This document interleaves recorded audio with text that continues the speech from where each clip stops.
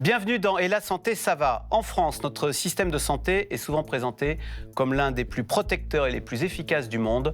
Pourtant, 16% des Français déclarent avoir déjà renoncé à des soins pour des questions financières. Le secteur dentaire est le premier poste de renoncement. Conséquence, on l'a vu, une explosion des centres de santé dits low cost, à bas prix, notamment dans le secteur dentaire, mais également pour l'ophtalmologie. Alors question, la santé low cost est-elle un nouveau modèle de soins en France? Peut-elle être une solution d'accès aux soins? Ou au contraire, constitue-t-elle un risque sanitaire pour les patients, notamment les plus défavorisés? Santé low cost, opportunité ou danger? C'est tout de suite.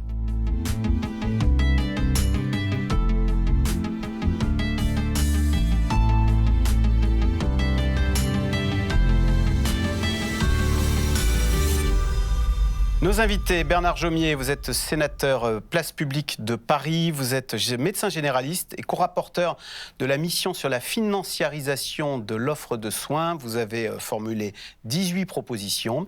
Et Valérie Paris, vous êtes co-autrice d'un rapport OCDE sur les tendances de la financiarisation des soins ambulatoires. Merci de participer à cette émission. Bernard Jomier, d'abord, pour qu'on comprenne bien de quoi on parle et de quoi il s'agit, d'abord, qu'est-ce qu'on entend par centre de soins low cost et est-ce qu'on a une idée d'ailleurs du nombre de ces centres de soins qu'il y a en France? Les Français ils connaissent depuis longtemps les centres de santé. Parce que c'était le secteur mutualiste, par exemple, qui a ouvert des centres de santé en France, puis un certain nombre de villes. Donc, c'était des centres ils existent toujours d'ailleurs, des centres de santé municipaux, associatifs en général. Et là, il y a une nouvelle génération, on va dire, de centres qui est apparue pour des raisons multiples et qui sont des centres qu'on appelle low cost. Et donc, ces centres se sont multipliés, beaucoup dans le dentaire, beaucoup dans l'ophtalmologie, parce qu'il y avait des problèmes de coûts, parce qu'il y a des problèmes d'accès aux soins. Alors, Valérie Paris, est-ce que l'une des caractéristiques, l'une des particularités de ces centres de soins low cost, c'est que derrière, on trouve des acteurs financiers, ce qui n'était peut-être pas forcément le cas dans les anciens centres de santé dont parlait à l'instant Bernard Jomier?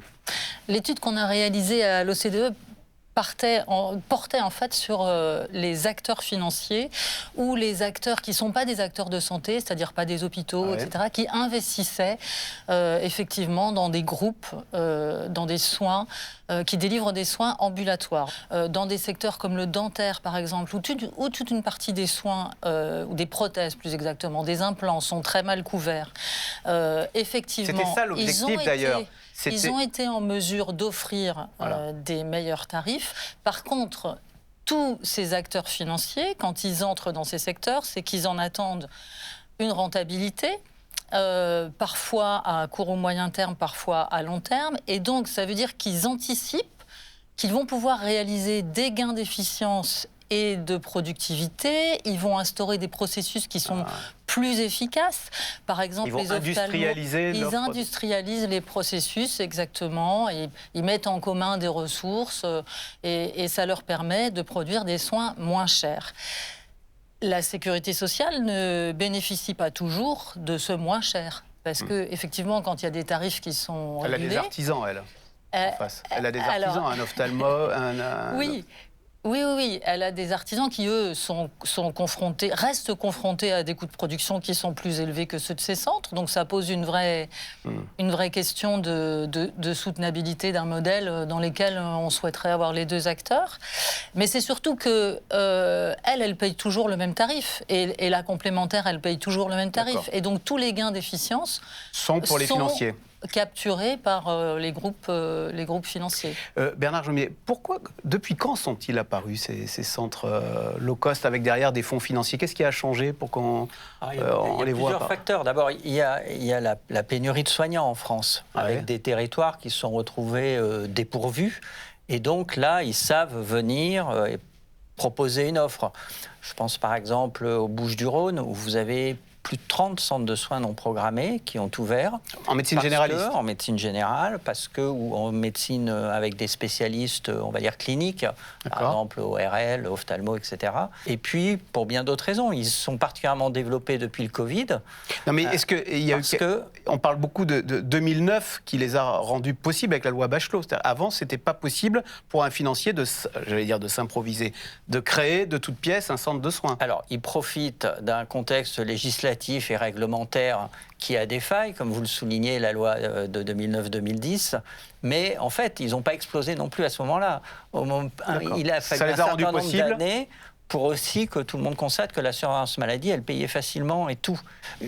On parlait tout à l'heure de l'ophtalmo et du dentaire. Il a fallu attendre 2022 ou 2023, pardon pour l'imprécision, pour que soit votée la loi Katabi, qui soumet ces centres à un agrément. Avant, vous ouvriez un centre dentaire ou ophtalmo sans avoir besoin quelque chose d'aussi contrôlé que la médecine. Pour ouvrir l'un de ces centres, il n'y avait pas besoin d'un agrément. Il n'est pas si contrôlé que ça, contrairement à ce qu'on pense. Le contrôle de la médecine, de l'exercice médical, c'est le contrôle du professionnel, essentiellement, qui doit avoir des diplômes, qui est soumis à une inscription au tableau de l'ordre, etc. Et après, vous ouvrez une structure sans beaucoup de difficultés, et donc un défaut de contrôle. Et puis, il y a bien d'autres facteurs, c'est-à-dire qu'ils ont vu une rentabilité. Et là, il y a quelque chose de culturel aussi. C'est qu'en France, la médecine ne doit pas s'exercer comme un commerce. Donc il y a 30 ans, vous ne pouviez même pas ouvrir un cabinet médical dans un centre commercial, par exemple, aux côtés d'autres commerces. C'était interdit. Aujourd'hui, ces structures, sachant rendre les choses simples, lisibles, proposer des rendez-vous rapidement, des prises en ligne, une forme de modernité aussi, je dois dire, qui fait qu'elles sont devenues attractives. Et donc, les gens, pour tout un ensemble de raisons, sont allés et vont vers ces structures. Alors, sauf que ces centres de soins ont abouti à certaines dérives et à certains scandales. Je vous propose de voir le cas pratique de Christine, qui a 70 ans. Comme nombre de Français, Christine s'est tournée vers un centre de santé low cost pour ses dents. Et vous allez le voir dans ce reportage, l'histoire a tourné à la catastrophe.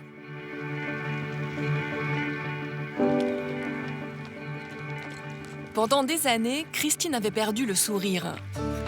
Cette ancienne technicienne de laboratoire médical a souffert de maladies parodontales qui provoquent le déchaussement puis la chute des dents. Il y a 10 ans, pour son passage à la retraite, elle souhaite s'offrir un tout nouveau sourire.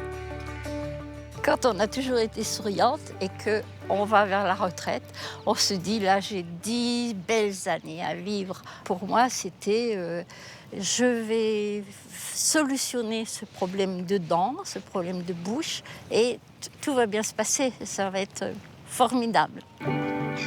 Sa pathologie nécessite de se faire enlever toutes les dents pour les remplacer par des implants. Mais les devis des dentistes la font vite déchanter. Les devis s'étalaient entre 20 000 € et 24 500 €. J'ai vraiment trouvé que c'était excessif. L'école dentaire lui propose des soins moins chers, mais ils doivent s'étaler sur plusieurs années. Christine se tourne alors vers un cabinet low cost. Le troisième choix, c'était Dentexia, qui faisait des prix plus abordables et qui avait prétendu que les soins seraient finis en 6 mois. J'ai fait des chèques, 3 chèques, donc à encaisser tous les mois. Et j'avais fait un petit crédit, donc voilà. Les soins ne commencent chez Dentexia que quand l'intégralité du devis a été réglée. On paye d'avance, en fait. Christine règle au total 12 440 €. Mais dès la pose de ses implants, le cauchemar commence. On m'a posé 12 implants le même jour. C'était une souffrance qu'on ne peut même pas décrire. Il y a eu des douleurs aiguës, des douleurs animales, des douleurs que vous ne pensez pas pouvoir les surmonter. Cette séance de pose d'implants, c'était vraiment très difficile. Vraiment très difficile. J'en tremble rien qu'y penser. En 2016, Dentexia est placée en liquidation judiciaire alors que Christine n'a fait que la moitié de ses soins. Dentexia a laissé sur le carreau des milliers de personnes édentées, mutilées. Un scandale sanitaire d'une telle ampleur que le ministère de la Santé débloque un fonds d'aide dont va bénéficier Christine pour reprendre ses soins. À ce moment-là, il aurait fallu tout refaire, les soins. Mais j'étais dans un état psychologique tel que pour moi, c'était impossible. Donc, on a fait avec ce qu'on avait. On a ôté les implants qui étaient déjà morts et on a fini le travail. Sauf que le travail mal fait, ça ressort toujours à un moment donné. Donc là, j'ai déjà dû refaire la mandibule et très prochainement, il faudra que je fasse le maxillaire haute. 10 ans plus tard, le procès d'Antexia n'a toujours pas eu lieu, laissant les victimes avec un grand sentiment d'injustice. Sourire, c'est pas un état de grâce, c'est un état normal. Si on ne sourit pas, c'est qu'il y a quelque chose qui ne va pas. Je pense que tout le monde devrait pouvoir sourire. Toujours. Bernard Jaumier, on voit la souffrance quand même de cette dame qui, d'abord dit avoir souffert le martyre quand on lui a fait 12 implants le même jour, et même 2, psychologiquement, ne pas pouvoir sourire, elle en a beaucoup souffert. On comprend, enfin, c'est terrible. C'est-à-dire que l'histoire de Dentexia, c'est l'histoire d'un escroc, en fait, qui a créé une chaîne de centres dentaires en utilisant la forme associative. C'est là où on voit que notre réglementation, elle est très faible. Il a créé, en fait, des associations pour créer des centres dentaires. Bon. À but lucratif, alors. Et après, dans le fonctionnement, c'est très simple, il y a des objectifs de rentabilité, ce que disait Mme Paris tout à l'heure. C'est-à-dire qu'il y a des objectifs financiers, et donc il faut dégager de la marge. C'est la logique du gain qui l'emporte sur la logique du soin. Et ça, j'allais dire, on n'était pas prêt. C'est-à-dire que notre système de santé, il a été construit à partir d'un secteur public, on peut penser ce qu'il veut, mais qui applique une logique de soins avant tout, et un secteur privé qui est éclaté entre une forme d'artisanat, puisque chaque professionnel de santé possédait son outil de travail, il était un peu trop seul. Donc il y a eu après des regroupements, mais il possédait son outil de travail, il était indépendant, et évidemment ce qu'il gagnait était important, mais la logique de soins était contrôlée par un ensemble de règles. Et là, avec ces centres, on a des acteurs qui sont des acteurs financiers, là un escroc en l'occurrence par ailleurs, mais des acteurs financiers pour lesquels le soin est une occasion de faire du gain. Valérie Paris, votre regard sur cette aventure, un escroc ou bien la dérive aboutie d'un système où... Et le fait d'ailleurs que certains dentistes se sont prêtés à ce jeu. Elle a dénoncé le manque de sérieux de ces dentistes qui sont capables de vous infliger des douleurs parce qu'ils font le même jour 12 implants. Non, c'est une histoire absolument terrible. Mais dont il faut tirer les enseignements. Alors, j'interprète tout ça comme le fait effectivement d'un escroc, parce que même si les objectifs des investisseurs financiers sont de dégager un certain niveau de rentabilité, ils sont pas tous nécessairement versés dans l'escroquerie et la fraude. Ce que vous voulez dire, c'est que financiarisation ne rime pas forcément avec avec soins dégradés. Non. Alors, on a beaucoup de mal à dire des choses absolument concluantes sur le sujet, parce qu'en réalité, en particulier quand il s'agit des soins ambulatoires, puisque c'est plutôt le sujet de l'émission aujourd'hui, on n'a pas beaucoup d'indicateurs de qualité, en fin de compte, donc de qualité des soins, comme on en a sur le secteur hospitalier. Donc finalement, c'est très compliqué de repérer. En dehors d'accidents, de cas catastrophiques, c'est compliqué de repérer des choses qui relèvent vraiment de la mauvaise pratique. Et puis, si vous me permettez, on ne peut pas considérer que tout ce qui n'est pas financier, c'est-à-dire tout le reste du système de santé est complètement toujours pertinent, pas blanc ou noir. Sécurité, enfin je veux dire les accidents médicaux évitables, ça existe aussi dans le secteur public, dans des secteurs qui ne sont pas financiarisés. C'est pas blanc ou noir. C'est pas blanc ou noir. Et là, on est vraiment dans l'escroquerie, enfin les pratiques qui sont décrites dans les rapports précis sur ce centre de soins. Elles sont quasiment inacceptables, même dans un contexte commercial. Donc il y avait un manque de contrôle. Oui. Manifestement, il y avait un manque de contrôle. Pour repérer peut-être aussi un manque d'information des patients, parce que c'est tellement choquant qu'on lui demande de tout payer à l'avance, enfin, je veux dire, ça vous est déjà arrivé, vous, qu'on vous demande de tout payer à l'avance dans le secteur de soins? On est vulnérable quand on a perdu ses dents. Non, mais attendez. On joue sur la vulnérabilité et la souffrance. Oui, c'est ça. Ouais. C'est ça qui est d'autant plus scandaleux. Je parlais tout à l'heure des dentistes qui se sont prêtés à ce jeu. Ils auraient pu. Il y a une déontologie quand on exerce dans le métier de la santé, non Oui, bien sûr, mais le contexte de la financiarisation, c'est quand même, je suis d'accord, tout n'est pas blanc ou noir, bien sûr, mais il y a à la racine la volonté de dégager des marges. Comment voulez-vous faire de la pertinence des soins quand vous avez des objectifs financiers? On fait du volume. Et que vous intéressez le professionnel de santé à la réalisation du bénéfice financier. Là, le risque, il est élevé et très vite, il y a une dérive. C'est ça le problème, c'est que à la racine, avec les acteurs financiers, il y a un changement de logique dans notre organisation du système de santé. Et donc, ils pourraient être présents. Ils le sont, par exemple, dans l'hospitalisation privée, très majoritairement maintenant. Mais c'est beaucoup mieux encadré dans l'hospitalisation privée que ça ne l'est dans l'ambulatoire. Valérie Paris, Bernard Jomier disait tout à l'heure, le secteur privé est allé dans le secteur dentaire et dans l'ophtalmologie parce que il a vu qu'il y avait un manque. Je vous livre cette statistique terrible.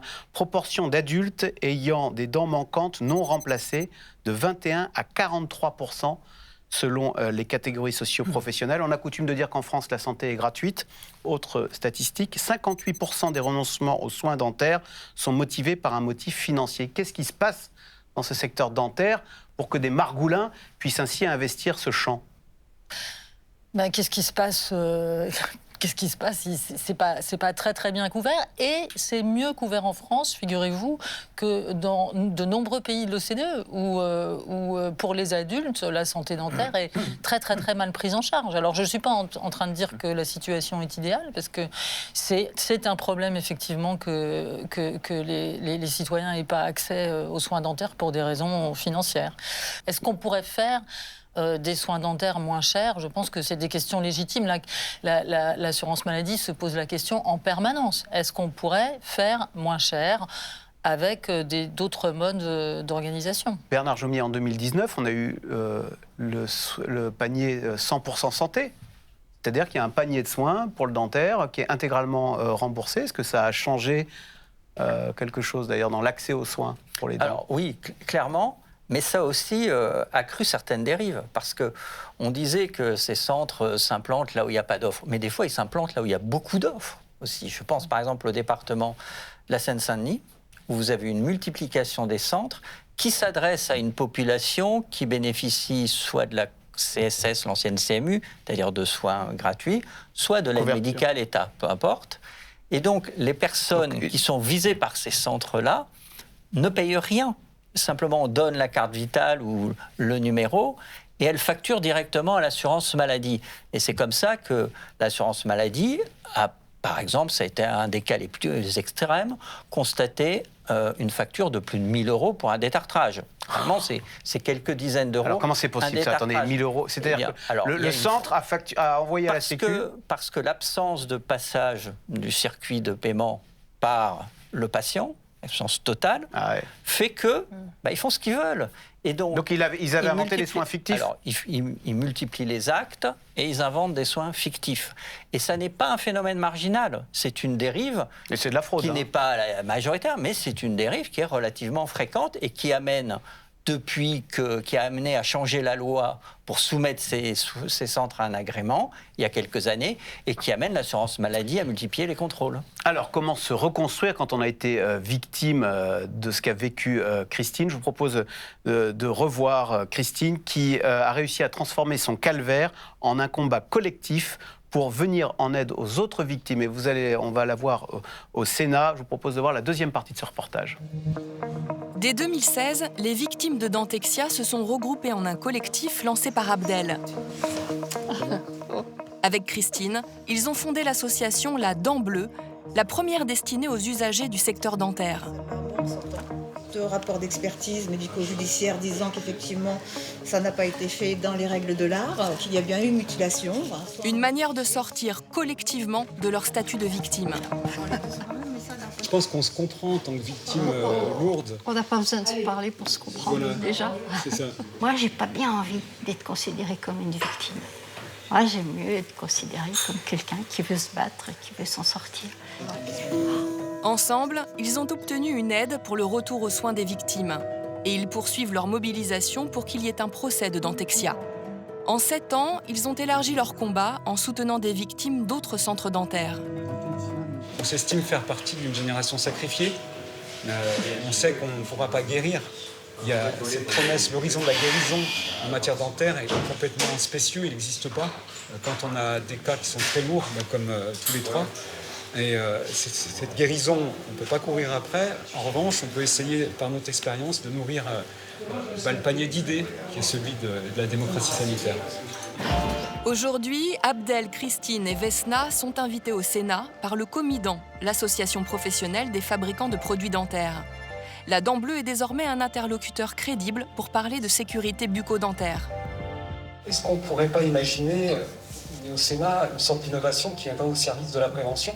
Les patients doivent être informés et je n'ai pas le sentiment que les informations soient systématiquement délivrées avant la pause aux patients et notamment sur le lieu de provenance. Tout ce qui prime pour nous, c'est le soin avant le gain, c'est la sécurité avant tout le reste, pour que la santé de la population puisse se maintenir dans la durée, évidemment.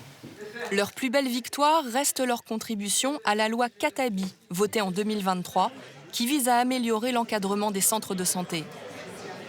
Être dans les hauts lieux de la République, ça me fait penser que peut-être je n'ai pas travaillé pour rien.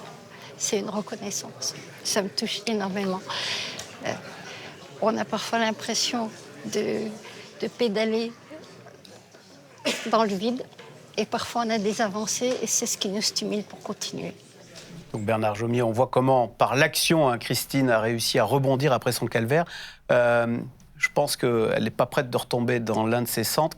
Comment les repérer, vous ? Est-ce que vous avez des conseils à nous donner pour dire, tiens, tu vois, tel centre, je ne te conseillerais pas d'y aller ? Oui, d'abord, méfiez-vous d'un centre, vous avez un rendez-vous absolument immédiatement. Il peut y avoir un trou, mais enfin, en général, ce n'est pas très bon signe. Méfiez-vous d'un centre où il n'y a pas de clarté des tarifs affichés. Méfiez-vous d'un centre où vous ne savez pas avec qui vous avez rendez-vous. Voilà, méfiez-vous d'un centre... Il n'y a pas de médecin identifié qui va vous prendre en charge. Vous savez, quand vous allez chez un dentiste, ou regroupé dans un cabinet de groupe, mais vous savez à qui vous parlez, vous aurez le même interlocuteur, il est installé dans le quartier depuis 1 an, 10 ans, 20 ans, vous pouvez le retrouver facilement. Dans ces centres, il y a une rotation, parce que les professionnels de santé, même, ils viennent, et puis au bout d'un moment... ils s'en vont, ils partent. Et donc, vous avez une perte de la transparence et des repères traditionnels auxquels est substitué des messages attractifs commercialement. Ouais. Sans rendez-vous, on ne paye pas, etc., etc. Et ça... voilà, pris isolément, ces facteurs sont tout à fait possibles. On peut ne pas payer, être en tiers payant, c'est pas un problème. On peut avoir un rendez-vous rapidement, c'est pas un problème. On peut avoir...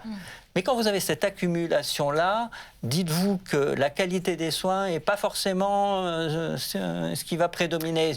Moi, je trouve ça désastreux, mais elle ne pédale pas dans le vide, cette dame. Elle ne pédale pas dans le vide, puisque la loi a changé déjà, et qu'on travaille avec des experts comme Dentexia, le scandale dont vous parliez tout à l'heure, ce serait plus possible aujourd'hui ? Mais ce sera toujours possible, parce que c'était un escroc. Donc on est là, on est dans la dérive ultime. Mais le cœur de la financiarisation, c'est pas ça, c'est pas des escrocs.